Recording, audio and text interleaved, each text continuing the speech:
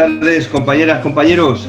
Esta tarde es una tarde especial para mí porque tengo el placer y el gusto de entrevistar a mi amigo Enrique, y traumatólogo, uno de los mejores cirujanos del pie a nivel nacional e internacional. Es uno de mis mentores también y figura relevante en todo lo que concierne a la patología del cuello y pie, ¿no? Y entonces, pues que me considero un poco discípulo suyo en el sentido de que me ayudó mucho en mis comienzos y me enseñó mucho, pues tengo el placer de entrevistarle esta tarde. Hola Enrique, ¿cómo estás? ¿Qué tal estás? Muchas gracias por la entrevista y bueno, decir que mucho de ti también, es mutuo. Tú eres mi mentor, pero yo soy tu mentor, pero tú también eres el mío. Hoy vamos a hablar de un tema chulo, un tema que también tiene un poco de controversia, ¿no? A nivel, si no a nivel de controversia, a nivel de qué es el plato flexor, la placa, ¿no? Flexora, sí hay un poquito de debate a nivel que luego tú nos orientarás un poco, porque ahí eres el experto, en un poco de controversia en la planificación quirúrgica, ¿no? Si hay que repararla, si no hay que repararla. Hay corrientes europeas, corrientes norteamericanas, un poquito Pero bueno, eso entraremos en detalle. Vamos a hablar de lo que es la placa flexora, ¿no? Toda la patología que genera ese síndrome de predislocación y demás. Entonces, a mí me gustaría, Enrique, que me dijeras de qué otras formas. Es decir, cuando hablamos de síndrome de predislocación, todo el mundo lo conoce, pero tiene otros sinónimos. Tú eres cirujano ortopeda, eres traumatólogo, te mueves en el mundo muy quirúrgico, obviamente, y clínico, ¿no? ¿Y qué otros sinónimos encontramos con esta patología? Bien, inicialmente, conforme se ha ido descubriendo o catalogando esta patología, pues cada autor o cada cirujano, cada investigador ha ido poniéndole un nombre diferente. Al final nosotros, para unificar, llamamos a todas estas lesiones lesión de la placa plantar, pues como un intento de unificar una serie de nomenclaturas que hasta ahora se han publicado, incluso se han comentado, como son pues, lesión del plato flexor, que habláis mucho en el mundo de la podología, síndrome de preluxación, predislocación, síndrome del espacio, una especie de modalidad o de tipo de lesión de la placa plantar.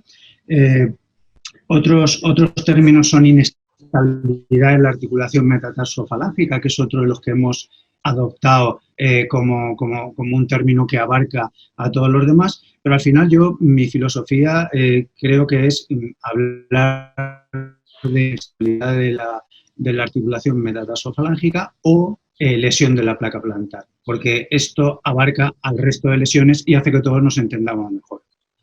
¿Y qué es la placa plantar? Para aquellos que te escuchan. Porque, claro, te van a escuchar y te escuchan profesionales, cirujanos, traumatólogos, podólogos, fisioterapeutas, alumnos. ¿Cómo defines tú para ti la placa plantar? Es una estructura anatómica, un engrosamiento fibrocartilaginoso a nivel de la cápsula plantar de la articulación metatarsofalángica de los dedos laterales, porque el primer dedo funciona de otra manera, que está formado por tejido conjuntivo, colágeno tipo 1 sobre todo, muy similar al del menisco. Es una estructura en forma trapezoidal que se origina en el cuello del metatarsiano, en la zona plantar, una zona sinovial, y se inserta en la base de la falange. Más o menos tiene 2 centímetros de longitud por 1 de anchura, un grosor entre 2 y 5 milímetros, y simplemente pues es una estructura anatómica, digamos, especializada, ¿no? Veremos ahora en qué. Y que anatómicamente, y además está ubicada en un sitio muy peculiar, en el sentido que se asemeja a otras estructuras, ¿no? Como los sesamoideos o el plato glenosesamoideo, ¿no? Pero realmente, ¿qué función tiene? ¿Cuál crees tú que es la base o la principal función? ¿Qué juego juega o qué papel tiene esa estructura en la mecánica del pie? ¿Por qué es tan importante? A ver, es el principal estabilizador estático, luego hablaremos que también tiene un dinámico, de la articulación metatarsofalángea. Es decir, es quien mantiene la base de la falange en el lugar donde le corresponde con respecto a la cabeza del metatarsiano. Es decir, tiene una función estabilizadora, pero también tiene una función amortiguadora, porque también es capaz de amortiguar fuerzas de compresión debido a su grosor y a la localización donde está. Hace un poco el efecto de los sesamoideos en el hallux, ¿no?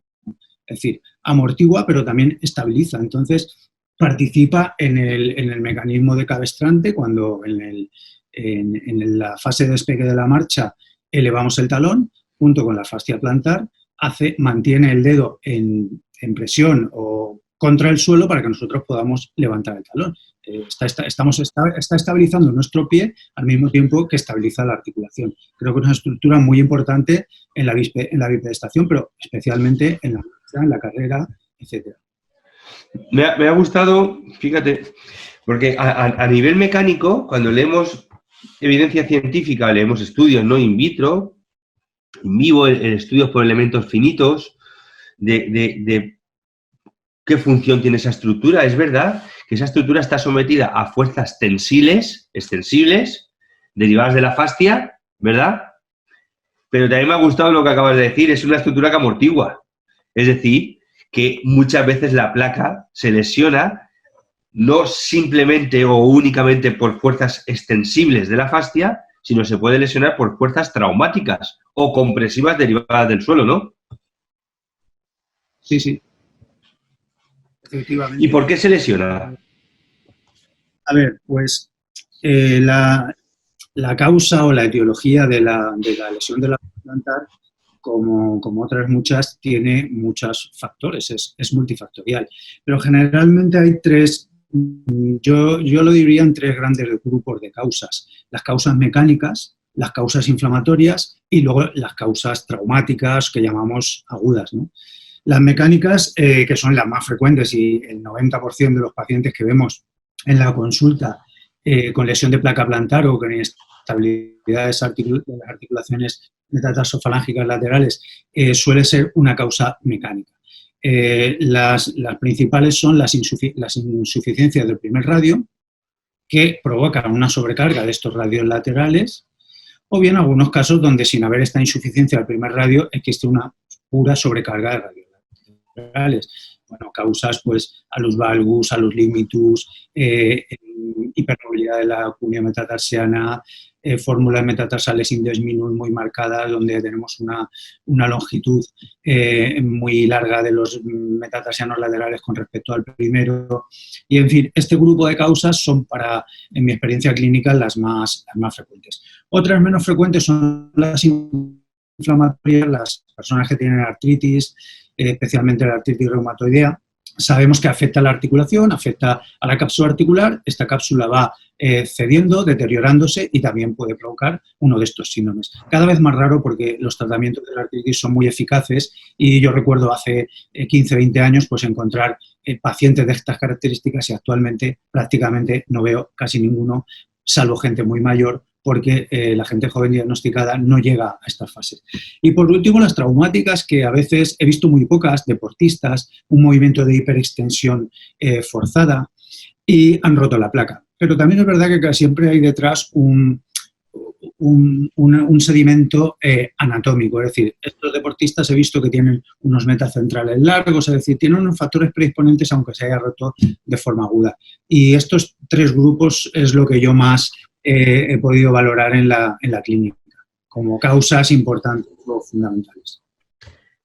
Y, Enrique, si tuviéramos, tenemos claro que es la placa plantar, ¿no? Desde el punto de vista anatómico, desde el punto de vista funcional, creo que juega un papel de estabilizador pasivo primordial en la metatarsofarángica, derivada de las fuerzas extensibles, ¿no? De la fascia principalmente también, y los factores y por qué se lesiona, ¿no? Pero, ¿qué deformidad produce? Y cuando te llega un paciente a consulta y te dice, me duele aquí, ¿cuándo sospechas tú de placa plantar?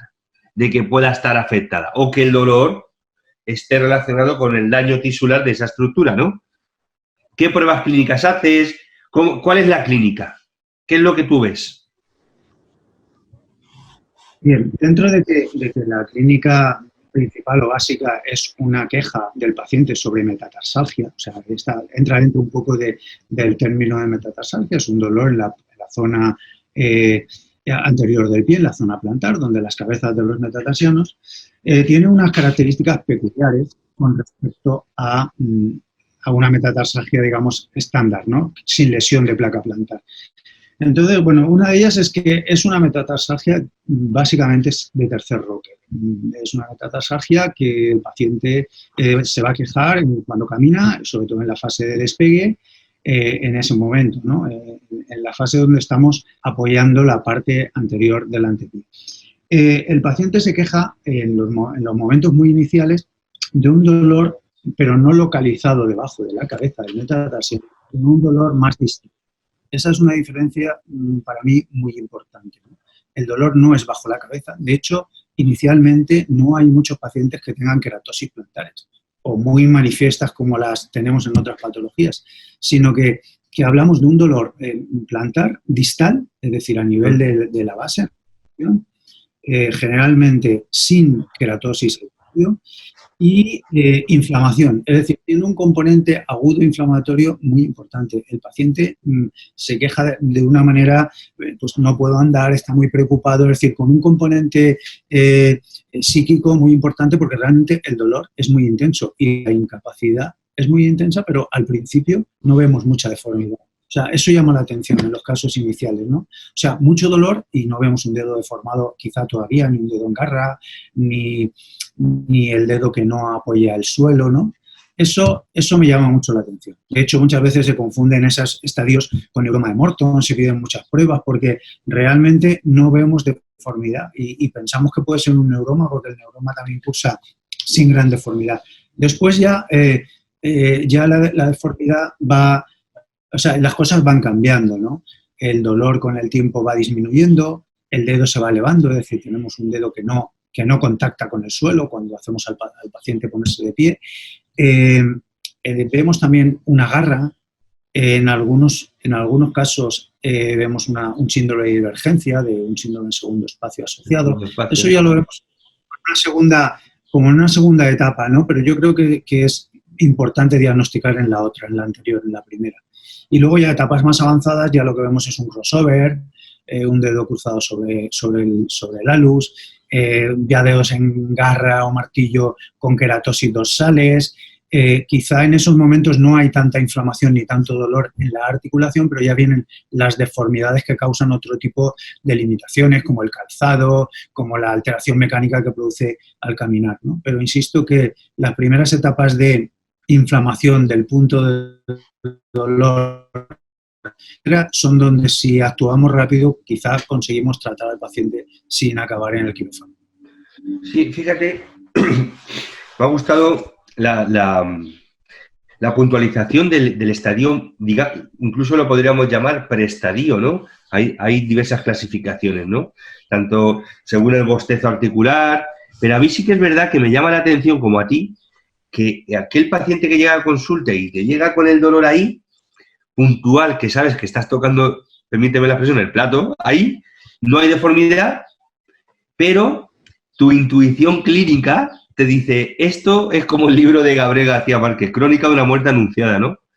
Tarde o temprano esto se va a elevar y ese dedo se va a elevar. ¿Eso es un diagnóstico precoz o una intención de diagnóstico precoz muy importante para el abordaje conservador, ¿no?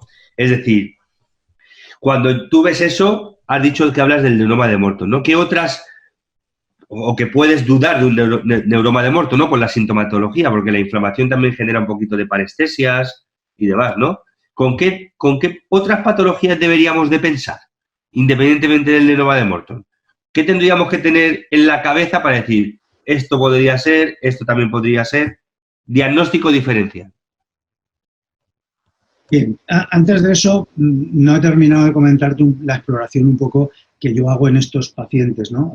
Aparte del dolor, de lo que hemos comentado, para mí un signo muy patognomónico es el signo de Lachman. y el de Kelikian también, cuando ese cajón anterior con una elevación de un 50% en un estadio 1, de un 100% en un estadio 2, o seguramente una luxación completa que puede reducir, que sería 3, y en un 4 tenemos la luxación ya irreductible, ese cajón para mí es uno de los signos de la exploración clínica más directos de la lesión y más seguros. Casi no necesito pedir más pruebas cuando hago eso. Y bueno, el de Kelikian, el test de Kelikian, la compresión de la cabeza, que normalmente cuando funciona el plato flexor, el dedo desciende. En estos casos ya de una evolución intermedia, el dedo ya no desciende. Esos dos signos para mí son muy importantes en la clínica de exploración. Y luego, en cuanto a lo que me comentabas del diagnóstico diferencial, principalmente, por supuesto, con todas las causas de metatarsalgia, pero las características de la lesión de la placa plantar son especiales, y en los estadios iniciales para mí el neuroma de Morton es el principal diagnóstico diferencial. Otros son pues la osteonecrosis de Freiberg, que también puede producir unos síntomas muy similares, y realmente problemas reumáticos, artritis reumatoide inicial, que también puede provocar síntomas agudos, como al principio de la lesión de la placa, ¿no? Dolor articular, dolor tipo inflamatorio artrítico. Sobre todo esas tres, especialmente el neuroma. O sea, si me pides una sola cosa que tenemos que tener claro diferenciar de la lesión de la placa plantar, es el neuroma. Por un lado, el neuroma afecta al tercer espacio. Es una de las formas de descartar, ¿no? Generalmente es muy raro que una persona tenga un neuroma en el segundo, aunque yo los he visto y los hay gente que dice que no existen, pero yo he quitado alguno. Pero son poco frecuentes. Entonces, ya al no estar en el tercer espacio, por lo menos debemos desconfiar del neuroma o asegurar de que no lo está. Y luego es verdad que en el síndrome del segundo espacio, donde los dedos divergen pero las cabezas convergen, realmente puede haber una clínica neurológica real, es decir, de compresión del nervio, sin que haya neuroma. Es decir, simplemente sería un problema de espacio.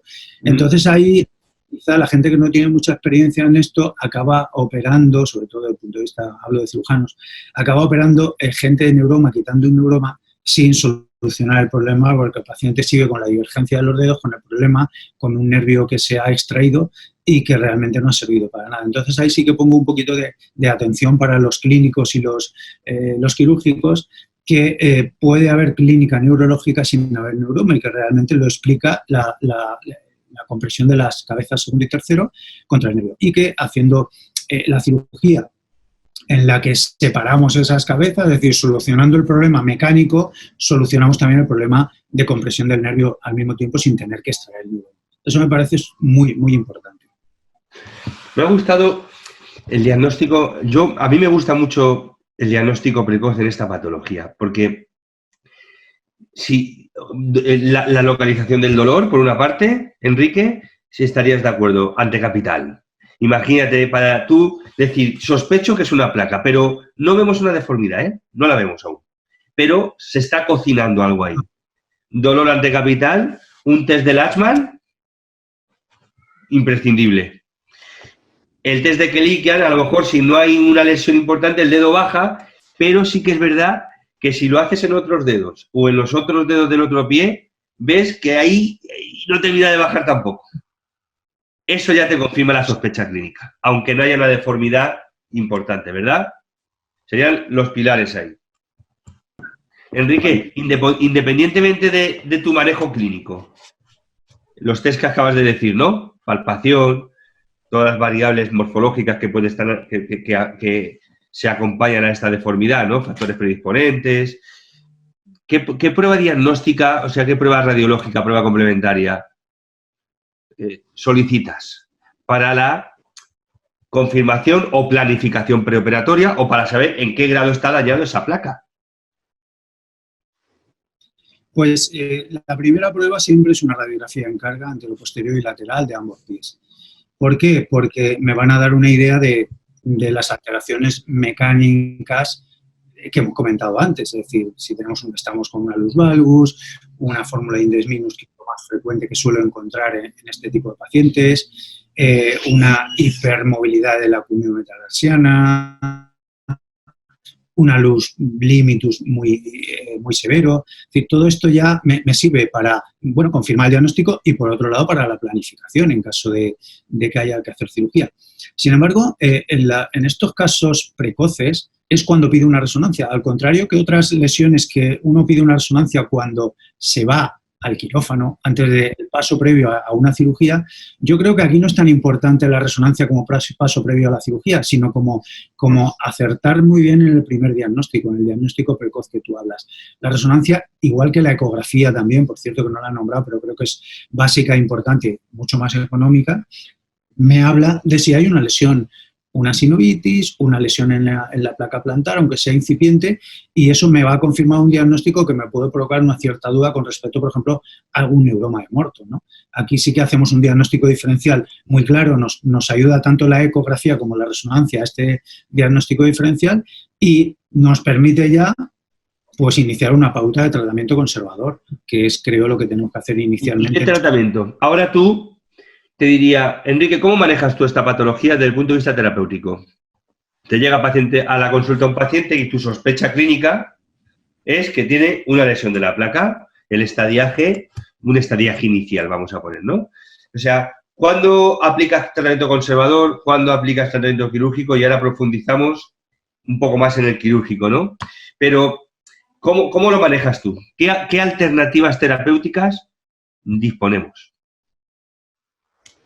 Bien, los estadios iniciales yo creo que son los ideales para hacer un tratamiento conservador, es decir, un tratamiento conservador ya no va a funcionar a partir de un estadio 2, más o menos, de Cowley. Entonces, los tratamientos, estos estadios funcionan bien con un tratamiento conservador, de hecho, muchos no llegan a evolucionar a las deformidades que hemos comentado antes y nos quedamos ahí parados con ese tratamiento, evitamos la cirugía. Mis herramientas fundamentales, yo he pasado por muchas fases, ¿no? Entonces, en fases donde yo quizá era más joven y más desconocedor, pues siempre echaba mano de las plantillas. Plantillas de descarga, que no quiero decir que no funcionen, sí que funcionan, pero era mi única herramienta, ¿no?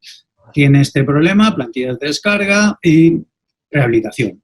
Fisioterapia, sí que es verdad que ciertos fisios trabajaban muy bien esa zona, sobre todo manualmente, estirar la musculatura intrínseca para evitar esas contracturas que se van produciendo. Entonces tiene su papel, pero yo me basaba en esas dos cosas. Mi experiencia me ha dicho que en esos momentos iniciales tan dolorosos, tan agudos, la gente ha tolerado más las plantillas y de hecho no las lleva. O sea, no las dejaba de usar, yo las mandaba, pero luego mi feedback era que no las habían podido llevar porque es que el dolor todavía era peor. En cierto modo es lógico, ¿no? Una inflamación articular aguda, una sinovitis aguda, a la cual dentro del calzado le añades un componente que ocupa espacio, pues crea más presión. Y esa presión provoca más dolor y la intolerancia a las plantillas. Mi primer gesto, digamos, de tratamiento conservador es utilizar vendajes, el taping. Es decir, lo que hago es descender el dedo, mantener una posición de un descenso de unos 15-20 grados de flexión plantar.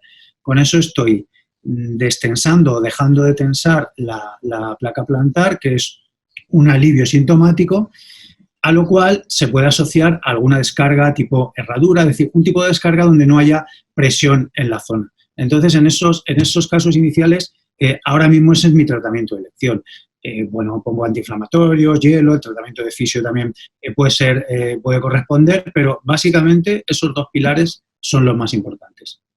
Es decir, que por un lado, digamos, generas una congruencia articular para disminuirle estrés tensil a la placa. Y por otra parte, una descarga tipo herradura, que lo que vamos a hacer es disminuir el efecto compresivo del suelo, que también daña la placa. Lo hemos dicho antes, ¿no? Efectivamente. Y Enrique, aquí viene la pregunta del millón. A nivel quirúrgico, ¿qué haces? Es decir, hay corrientes. Hace 10 años se empezó un poquito a reparar la placa plantar. Está la corriente europea, Baruch, la corriente más americana, Whale, haces un Whale para corregir la fórmula metatarsal, porque el dolor es un dolor metatarsal. Asocias sutura de la placa, transferencia del flexor. ¿Cuál es tu experiencia y qué harías tú a día de hoy? ¿Por qué abogas tú? Bien, pues a ver, yo creo que es fundamental hagamos algo no sobre la placa plantar, independientemente de eso, restablecer un poco la mecánica del pie, del antepié, es decir, esa mecánica alterada tenemos que solucionarla cuando ya hablamos de dar el paso quirúrgico, porque pienso que si no la solucionamos, independientemente que suturemos la placa, vamos a seguir teniendo los condicionantes que teníamos antes para que se lesionara, y estoy seguro que se va a volver a lesionar. Entonces, la sutura aislada de la placa plantar no la veo. O sea, no la veo salvo que no haya ninguna alteración biomecánica y estemos hablando de una rotura, con lo que hemos comentado antes, aguda de la placa plantar, un deportista, una persona joven que rompe la placa plantar. Yo miro esas radiografías y digo, oye, pues esta fórmula es una forma index plus minus muy razonable, no veo ninguna alteración mecánica. Ahí sí haría una sutura directa de la placa plantar. El ligamento cruzado de la rodilla o el ligamento colateral del pulgar es algo que hay que reparar porque se ha roto de forma traumática. El resto de casos, que son el 99%, creo que hay que restablecer la anatomía, o sea, hay que restablecer la biomecánica. Hay otra cosa que no me he comentado antes, que es un poco el acortamiento gemelar, ¿no?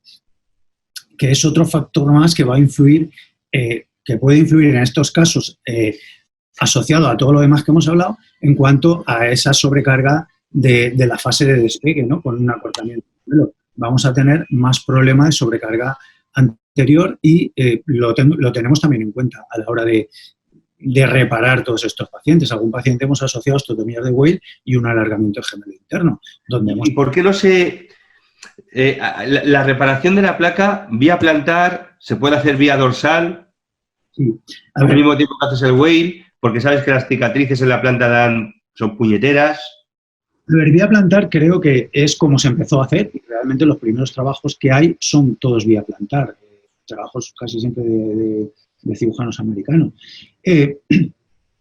Yo lo que pienso es que si la lesión no asocia una cirugía de metatarsianos, es decir, solo reparar la placa plantar, se puede hacer por vía plantar. Es una reparación, llegas directamente bien, hay que procurar hacer una incisión curvada para no caer debajo justo del metatarsiano, para que el apoyo del metatarsiano no esté en una zona de cicatriz, pero creo que llegas perfectamente a reconocerla, a suturarla a la base de la falange.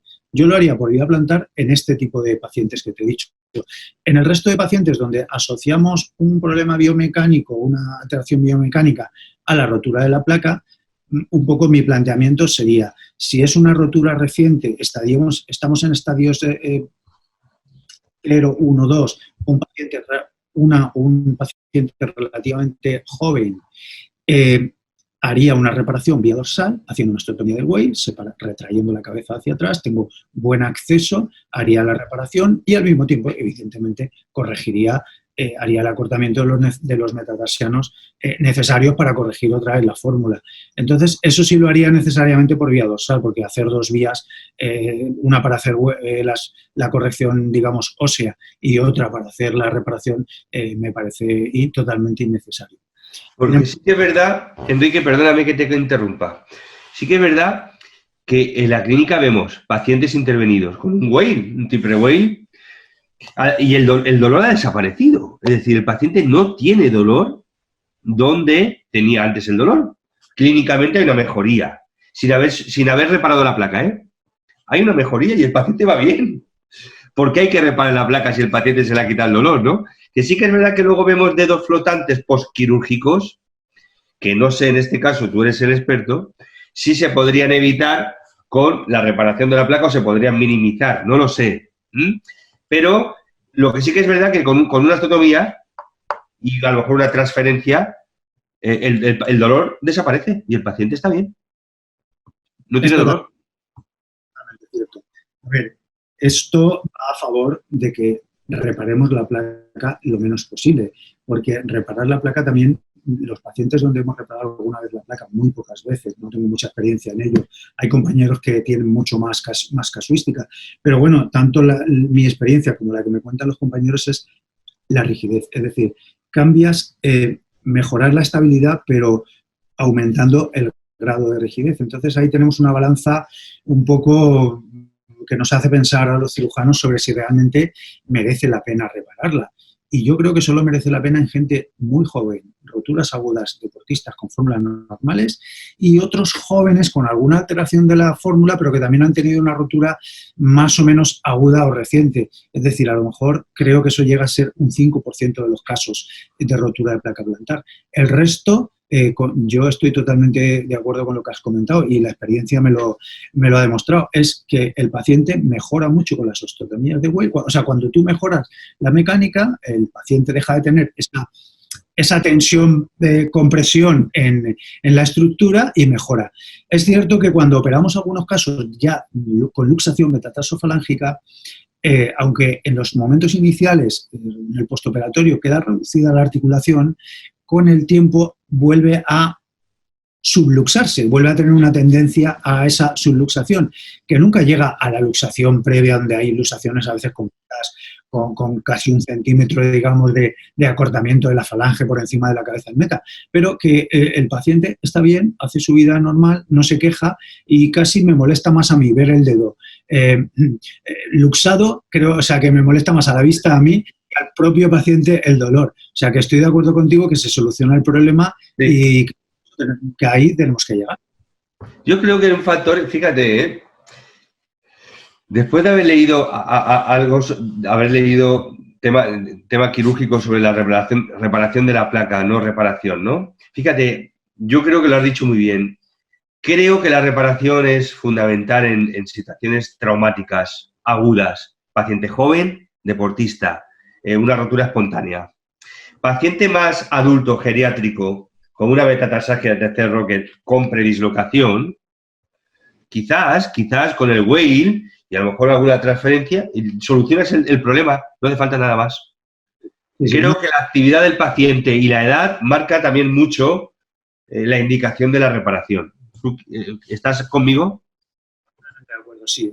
Necesita una reparación alguien que le va a exigir a su pie pues, unas solicitaciones máximas, ¿no? Pues un deportista de élite, pero el resto de pacientes van a funcionar muy bien con ese cambio, digamos, biomecánico de su pie.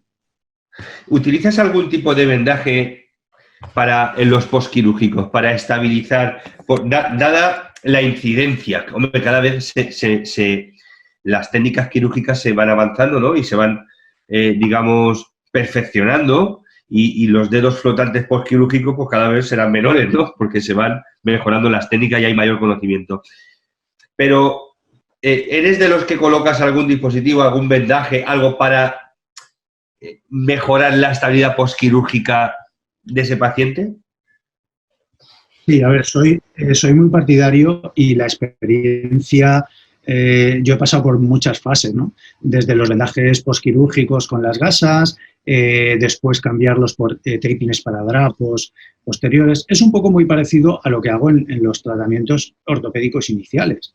Es decir, cuando el paciente viene con las fases iniciales, lo que hago es colocar unos taping dedo por dedo, si era el segundo, tercero, y ahora hago lo mismo. Unos amigos míos han diseñado que ha hecho que yo deje de utilizar esos vendajes. El Fixtoe es lo que yo utilizo en los pacientes que trato ortopédicamente iniciales y lo que utilizo ahora en el postquirúrgico. Porque me da mucho más... ya los hemos quitado, dejo de poner ya las tiras o las vendas, etcétera. Entonces coloco esto porque me da mucha más seguridad. El paciente no tiene que preocuparse de hacerse, porque le explico cómo se hacen los taping, de hacérselos él. Esto me da la seguridad de la tensión. Al mismo tiempo conseguimos lo que hemos hablado, la herradura de descarga a nivel plantar y, bueno, no te puedo decir que lleve 200 casos, pero a lo mejor ya 50 o 60 sí que llevo utilizando este tipo de sistema, que es muy sencillo y el paciente lo tolera muy bien. y estoy muy contento con la solución. Creo que después de operar tenemos que seguir unos meses más con la posición de los dedos hacia abajo, por las contracturas cicatriciales de los tejidos blandos hacia arriba. Uno de los problemas que nos hemos encontrado nosotros con los dedos flotantes ha sido un poco con las osteotomías de Weil. Las osteotomías de Weil, si acortamos más de 5 milímetros, que es muy frecuente que en estos casos de luxación, preluxación, tengamos que acortar más de 5 milímetros para conseguir reducir, el problema es que la cabeza al mismo tiempo desciende.